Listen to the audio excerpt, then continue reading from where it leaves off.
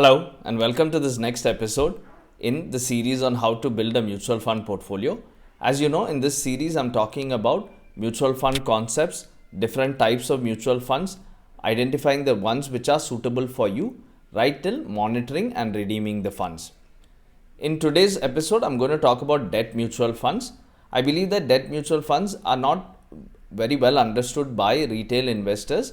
However, it fills an important gap somewhere between the fixed deposits and between the equity mutual funds, especially the short-term debt funds. So let's get into it then. So what are debt mutual funds? For that, let us understand the debt market first.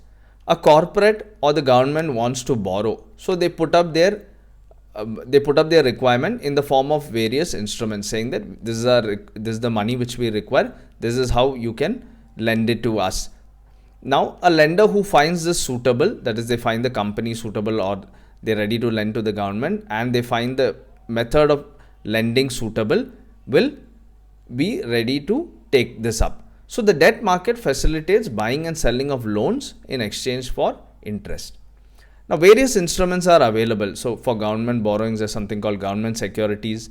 For corporates, there is debentures or corporate bond. These are instruments through which one can lend to a corporate, and other such instruments are available. Now, each of these instruments have a pre-decided interest rate and maturity date. So as a lender, I would know whom I'm lending to, for what date, and what interest rate am I lending to. So now comes the debt mutual fund. A debt mutual fund, as you know, pools money from retail investors and from corporate investors, and further lends to these corporates by investing in these type of instruments. Now, they're also known as fixed income fund, because you know that unlike equity mutual funds where the share value is volatile and therefore the earning is here, you know each of these instruments are going to give you a certain pre-decided rate of interest. So these are known as fixed income funds, or also known as bond funds. They all mean debt mutual funds. How do debt mutual funds work? Now, debt funds, as I mentioned, generate returns for investors by investing in lending instruments or fixed income securities. Now, these funds buy the securities and they start earning interest income on their lending.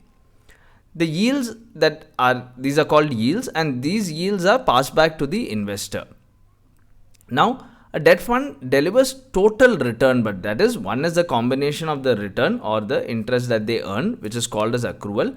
But there is also an appreciation of the investment, because there's a change in market value of securities. So actually there can be an appreciation or a depreciation, which is called mark to market or MTM.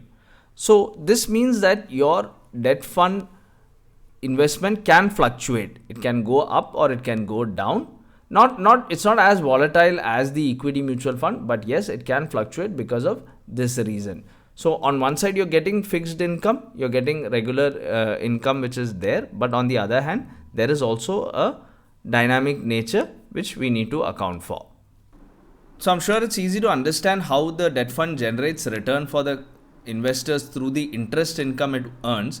It lends the money and gets this interest income. But how does this market linked increase or decrease in its value work? So I'll just explain through an example.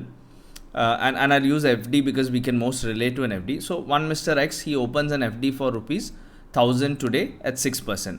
That means this will give him 1000 rupees plus 60 rupees as interest. So total 1060 after 1 year. Now the next day the bank increases its interest rate from 6% to 7%. So this could mean that for that same 1000 rupees he will get 70 rupees as interest instead of 60. Or it can mean that if he invests a lower amount, he'll get the same amount after 1 year with interest. So that means if he puts 990 rupees instead of 1000 rupees, he'll get the same 1060 after 1 year. Now, in another scenario, after 1 day, the bank could also decrease its interest rate, say from 6% to 5%. That means Mr. X would have to invest a higher amount to get the same return after 1 year. So he has to put 1010 rupees to get 1060 after 1 year. Right? So you can see that how the value of the FD has changed because the interest rate has gone up or down. Now, FDs are not tradable. They are not you can't buy and sell FDs, but debt instruments, as I mentioned earlier, can be bought and sold in the debt market. So when the interest rates move up, then the debt instrument which is fetching a lower rate of interest would lose its value, because I don't want to buy something which is going to give me lower interest, where I could actually buy something off the market right now. But if the interest rates go down, then the debt instrument has a locked in interest rate which is higher than the market, and therefore its value goes up. So debt funds keep on buying and selling these instruments, and they aim to buy and sell at a profit. So this profit is also passed back to the investor. So I hope this clarifies how the market movement or the interest rate movement can impact the value of the debt instruments in a debt mutual fund, and therefore give increased value to the investor. So I hope this video helped you to get a better understanding of what debt mutual funds are. If you have any queries, please leave a comment or contact me on my contact points, and I'll be happy to get back to you. In the next episodes, we would look at more concepts related to debt mutual funds. We'll also look at the risks and the advantages associated with debt mutual funds so that you can understand it better. So please subscribe and stay tuned. Thanks for watching.